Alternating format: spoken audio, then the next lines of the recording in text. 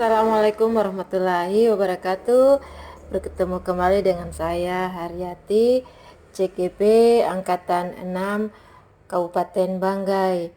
Bertemu kembali dalam ruang kolaborasi modul 2.1 dalam rangka memenuhi kebutuhan belajar murid melalui pembelajaran berdiferensiasi.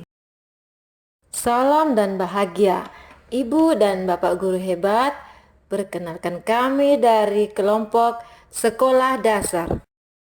Adalah anggota kami yang mana didampingi oleh Bapak Fasilitator Calvin Sandabunga dan Ibu pengajar praktik Ibu Erniati. Adapun kelompok kami adalah terdiri dari Ibu Apriani, saya sendiri Haryati, dan Ibu Nurul Hidayah. Skenario pembelajaran berdiferensiasi situasi 2 tingkat SD. Skenarionya, Pak Dermawan adalah seorang guru sekolah dasar. Minggu depan, ia akan mengajar murid-muridnya materi tentang tata cara kerja salah satu sistem organ tubuh manusia, yaitu sistem organ pencernaan. Saat merencanakan pembelajaran, Pak Dermawan mempersiapkan beberapa sumber belajar yang menurutnya akan membantu murid-muridnya belajar sesuai dengan kebutuhannya. Sumber daya belajar yang disiapkan antaranya adalah berikut poin-poin skenario. Yang pertama, sebuah poster diagram yang menunjukkan bagian-bagian organ pencernaan yang dipinjam dari perpustakaan. Poin kedua, berbagai bacaan yang memuat pembahasan tentang bagaimana organ pencernaan bekerja dari beberapa sumber. Ada yang berupa yaitu beberapa buku bacaan dengan tingkat kesulitan berbeda-beda yang juga ia pinjam dari perpustakaan yang memuat informasi tentang cara kerja sistem organ pencernaan. Yang poin kedua, artikel yang diambil dari majalah Anak. Kebetulan ada pembahasan tentang sistem pencernaan dengan bahasa yang lebih sederhana. Kemudian komik sains milik salah satu muridnya, yang dimana di minggu sebelumnya ia sudah menanyakan kepada murid tersebut apakah ada yang memiliki sumber belajar yang berhubungan dengan organ pencernaan. Kebetulan ada satu murid yang memiliki komik sains dan diminta untuk membawanya. Pak Darmawan tidak ada komputer, tetapi Pak Darmawan tetap mencoba mengunduh lewat handphonenya sebuah video singkat yang menjelaskan tentang bagaimana organ pencernaan bekerja. Video ini kemudian ia tonton sebelumnya untuk memastikan isinya sesuai dan cocok dengan apa yang ia ingin anak-anak pahami. Dan kemudian ia simpan di handphonenya tersebut. Rencananya ia hanya akan menunjukkan video melalui handphone jika ada murid tertentu yang masih membutuhkan bantuan lebih.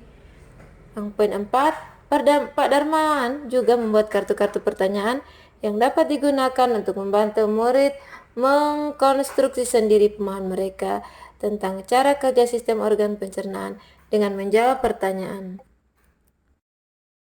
Kelima, Pak Dermawan lalu mempersiapkan daftar kegiatan lengkap dengan instruksinya, misalnya membaca buku, garis miring artikel, garis miring komik, dan sebagainya, mengamati poster atau diagram, mendiskusikannya, dan kemudian membuat ringkasan untuk menunjukkan pemahaman tentang isi poster tersebut, mewawancarai petugas UKS, menjawab kartu-kartu pertanyaan. Aktivitas-aktivitas tersebut walaupun berbeda-beda, namun semuanya bertujuan agar murid memahami cara kerja sistem pencernaan. Pak Dermawan siap mengajar. Poin 6, di awal pembelajaran, Pak Dermawan memberikan penjelasan kepada semua murid yang ada di kelasnya tentang tujuan pembelajaran dan konsep kunci yang ia ingin anak-anak kuasai lewat proses tanya jawab dan contoh-contoh. Ia juga memastikan bahwa murid-muridnya memahami apa yang dimaksud dengan sistem. Setelah itu, ia meminta murid-muridnya mulai bekerja dalam kelompok. Untuk penugasan kali ini, Pak Dermawan telah mengelompokkan murid berdasarkan tingkat kemampuan murid membaca. Hal ini karena tugas pertama yang harus dilakukan oleh setiap kelompok adalah membaca materi bacaan terlebih dulu. Pak Dermawan menyesuaikan tingkat teks yang dibaca tiap kelompok dengan kemampuan membaca mereka. Poin 8, Pak Dermawan menjelaskan pada murid-muridnya bahwa dalam 1 minggu tersebut setiap kelompok akan mendapat target untuk menyelesaikan kegiatan yang telah disiapkan oleh Pak Darmawan. Keputusan tentang kegiatan mana yang ingin dilakukan lebih dulu diserahkan sepenuhnya kepada murid. Yang jelas, mereka diberikan kesempatan melakukan kegiatan-kegiatan tersebut pada saat jam pelajaran IPA di minggu tersebut. Poin 9, selama proses murid melakukan kegiatan, Pak Darmawan memastikan ia mengobservasi dan memantau pemahaman murid-muridnya. Ia mendatangi tiap kelompok, mengajukan pertanyaan dan memberi pertanyaan lanjut kepada murid-muridnya yang memerlukan bantuan atau perlu diberikan tantangan lebih. Ia misalnya menunjukkan video lewat handphonenya kepada beberapa anak yang tampak masih kesulitan membantu mereka memahami konsep-konsep kunci dengan kosakata sederhana yang kemudian ia display di kelas. Pak Darmawan juga membuat catatan-catatan penilaian selama proses ini. Setiap jawaban murid, pertanyaan murid ia perhatikan. Ia gunakan informasi ini untuk menyesuaikan tingkat bantuan yang ia berikan kepada murid.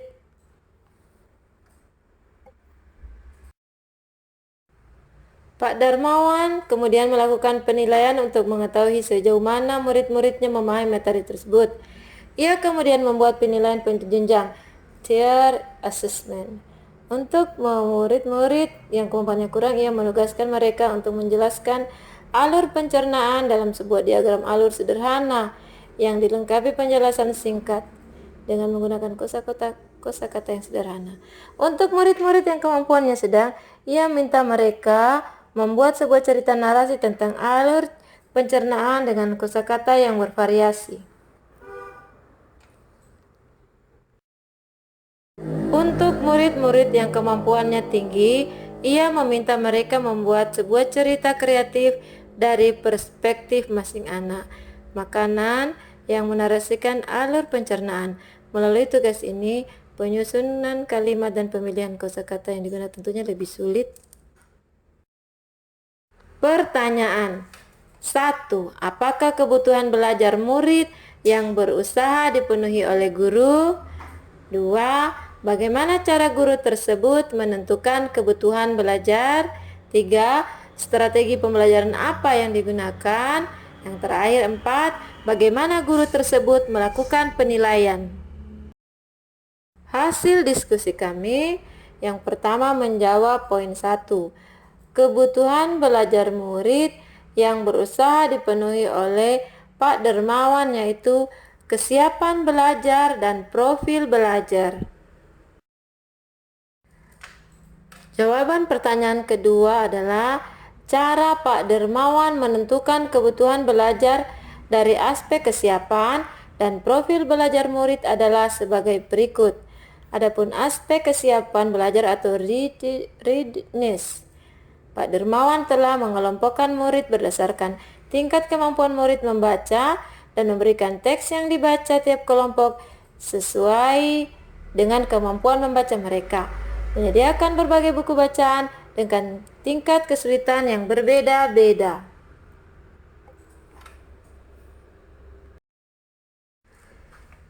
Aspek profil belajar murid yang kami pilih adalah terdiri dari 2 preferensi, yaitu preferensi gaya belajar dan preferensi kecerdasan menyebut. Adapun preferensi gaya belajar meliputi auditori, di mana Pak Darmawan memberikan penjelasan kepada murid mengenai tujuan pembelajaran, kemudian konsep-konsep yang ingin anak-anaknya kuasai lewat proses tanya jawab. Ia juga memastikan bahwa muridnya memahami apa yang dimaksud dengan sistem. Untuk profil gaya belajar visual, Pak Darmawan menyiapkan sebuah poster diagram yang menunjukkan bagian-bagian organ pencernaan manusia, artikel sederhana, komik sains, dan mengunduh video singkat melalui handphone yang kesemuanya berisi tentang sistem pembelajaran yang untuk ditunjukkan kepada muridnya.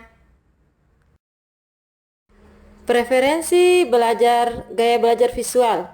Pak Darmawan menginstruksikan atau memberi tugas yang harus dilakukan setiap kelompok, yaitu membaca materi bacaan, mengamati poster, mendiskusikan, kemudian membuat ringkasan untuk menunjukkan pemahaman tentang isi poster.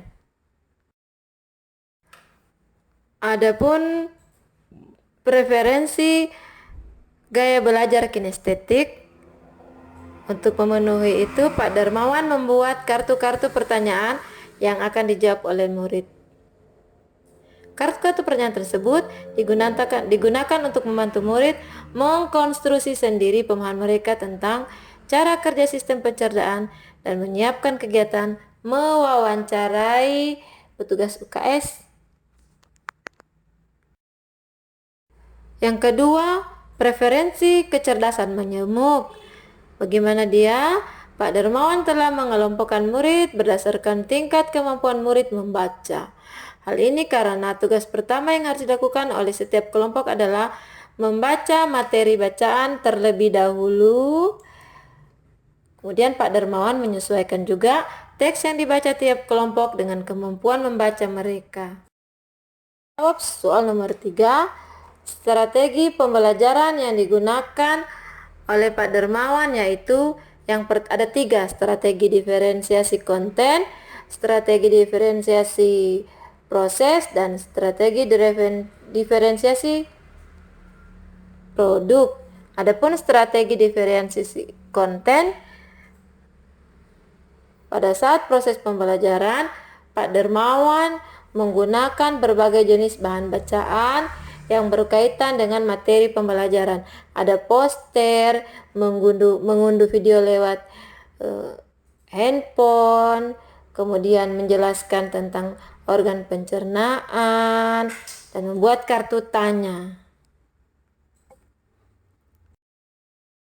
Strategi diferensiasi proses. Pak Darmawan melakukan kegiatan pembelajaran seperti mengelompokkan murid berdasarkan tingkat kemampuan membaca, memberikan materi yang sama tapi dilakukan dengan dukungan, tantangan, dan kompleksitas yang berbeda, menggunakan kegiatan yang bervariasi yang mengakomodasi gaya belajar visual, auditori, dan kinestetik, mengobservasi dan memantau murid-muridnya dengan mendatangi tiap kelompok. Selanjutnya masih dalam diferensiasi proses, mengajukan pertanyaan dan memberikan pertanyaan lanjutan kepada murid-murid yang memerlukan bantuan atau perlu diberi tantangan lebih, membantu murid memahami konsep-konsep kunci dengan kosakata sederhana, membuat catatan-catatan penilaian. Setiap jawaban dan pertanyaan murid diperhatikan dan digunakan sebagai informasi untuk menyesuaikan tingkat bantuan.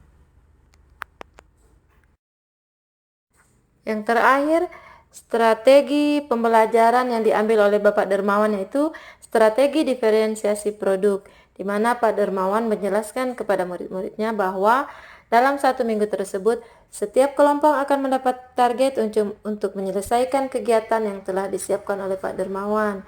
Keputusan tentang kegiatan mana yang ingin dilakukan lebih dulu diserahkan sepenuhnya kepada murid. Yang jelas, mereka diberi kesempatan melakukan kegiatan-kegiatan pada saat jam pelajaran IPA di minggu tersebut.